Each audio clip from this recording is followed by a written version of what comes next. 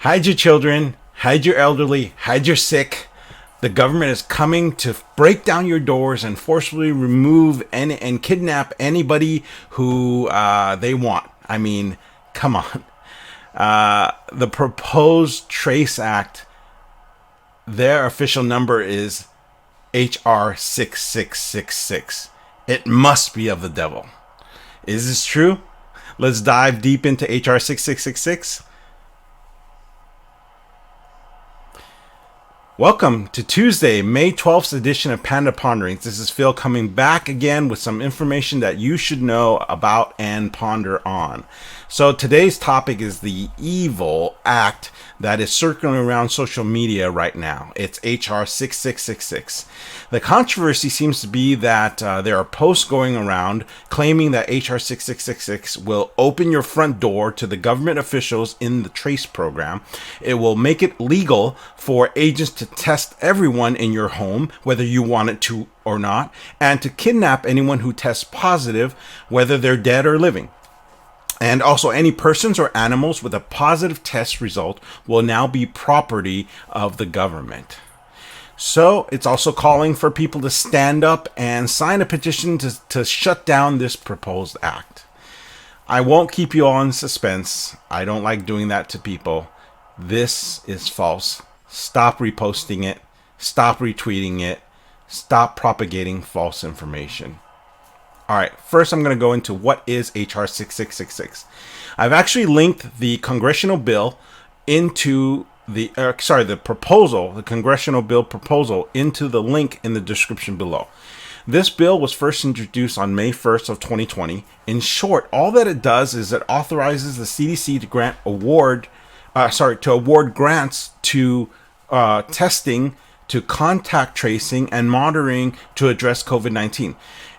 It gives them grants to certain federally qualified health centers, nonprofit organizations, certain hospitals and schools that would qualify. And they would prioritize these to those who are in hotspots of COVID-19 and also to areas that are medically underserved in their communities. They do also request that those who do get grants hire individuals from the communities that the grant activity is going to occur in. There is no mention of forcible testing. There is no mention of forcible removals of person. So why all this craziness? Well, first of all, it really blew up with a video by a Dr. Rashid A. Butter.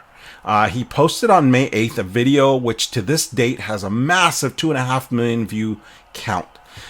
He is an anti-vaccination conspiracy theorist. Now, I don't have a problem with conspiracy theory or conspiracy theorists. In fact, I consider myself to be one in some ways.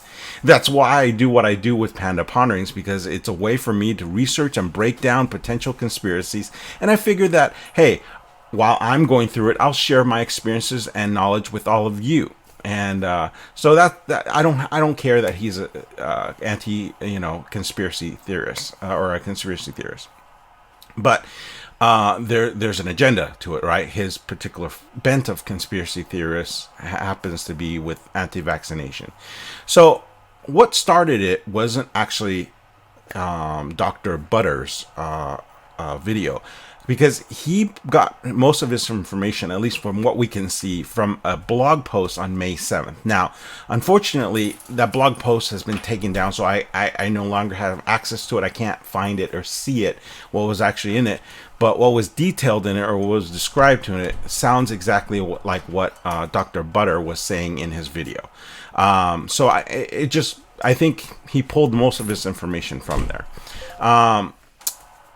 That's really why the craziness, because this false information from this blog post got posted to this video and it just became viral. And I think it grew legs too, right? Not only because of the blog post, but another point is the actual number, the actual congressional proposed act number, 6666. And I can't believe that I'm going to have to say this, but people are reading way too much into things. I mean, because of this proposal having all sixes. People are associating it with being evil and somehow connected to the mark of the beast and the number of his name and all that stuff. Look, I am a Christian. I have never hidden that from any of you. But this is craziness. This is people that are just overly active in their fear. So anyways, because of all this, it then became a petition that was created on May 8th at the petitions.whitehouse.gov to fight this act. And what's unfortunate is that they weren't responsible to fact checking this before they made the petition happen. So you're probably asking, so wait, you're telling me there's nothing to worry about? Yes, there's nothing to worry about. Well, if you're worried about forcible entry and kidnapping of your loved ones, then no, there's nothing to worry about.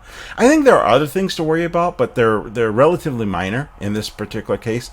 I take that back. Maybe not minor is not the right word, but at least they're different, right?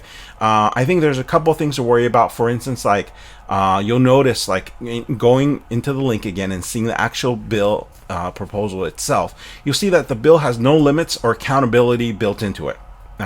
There's no penalties or strings for non-compliance or abuse. They use terms like hotspots, which is vague, and it could kind of literally go to at least half, if not most, of the United States. They use the word or the definition of emergency to explain this period of time, and that's also very vague because there's no firm end date. There's not even a formal review date, and the amount, $100 billion each year, which if you take 10 years time, that's $1 trillion with no oversight of when this will be ending or anything. So it could go on and on and on and continue to without a cap. It could really produce a financial burden for our country. So what I want you to know and think about is this. Here's what you should ponder. You see, while there are clear areas to be concerned over, this is generally a typical case of emotionally irrational fear. And I'm sure you and I have been caught up by irrational fear before. It's common. I'm not shaming people who've done it. But one thing that you should consider is the uncommon thing is undoing the damage, right? It's easy for us to do the damage. It's uncommon for us to come back and undo the damage. Sometimes it's hard. Like, for instance, this Dr. Butter, he can't undo his video. He can't. It's already been seen by over 2.5 million people. He can't help to unsee it for people, but he could help mitigate some of the damage by posting a apology video about spreading false information, or something else. He could post another video, detailing actually what he did find and how that changes things. So I want you to think about this. I want you to ponder this. Before you spread information, make sure that you don't spread anything that you can't take back. I know we talked about not spreading information that you didn't research before, but I'm saying, like, this is an added layer. It's like, think, can I take this back? Because otherwise you could be the catalyst for the problem. I want you to remember that we are all bound to one another, and the information that we share, especially in today's day and age where the digital, like, virology, yeah, I know, but the the amount of spread that our information has is so much faster and so much greater than it ever has been before, and you are responsible for being a part of that information spreading. You could spread correct, pertinent information, or you could spread fear. There's this phrase that's out there. It's called FUD. Fear, uncertainty, and doubt. You see, there's a lot of that going on, especially when you tie in with what's going on in politics. I hate politics. I really hate what politics has done to our world around us, and that's a method and a tool that consistently is used all around the world. So you get to be the agent of accurate information, or you get to be the agent of FUD. So don't be a FUD. Once again, this is Panda Ponderings with Phil, and I hope this gives you something to ponder about.